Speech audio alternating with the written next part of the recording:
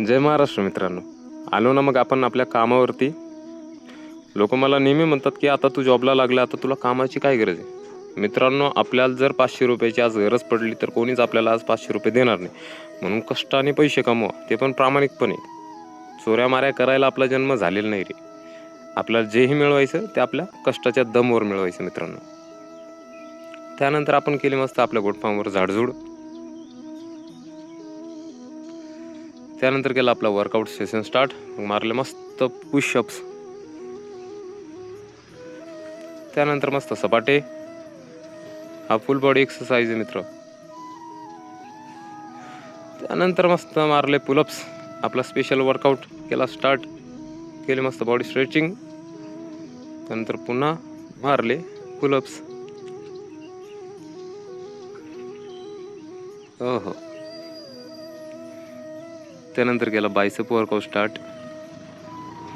मस्त आपल्या डॉगींना दिला मस्त फूड. आपल्या डॉगींना आपण फिडिंग केली. असं दुधाचा काला ठेवला. त्यानंतर निघालो आपण घरच्या दिशेला म्हणजे आता आपण चाललो आहे स्विमिंग सेंटरवर. घेतले देवांचे दर्शन मस्त. आता आलो आपण आपल्या स्विमिंग सेंटरवर.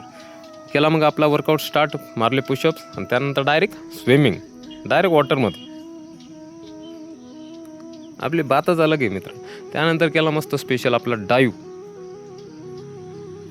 नुसते स्टंट मारले मित्रांनो, एक वर एक मागे एक, एकदम जबर.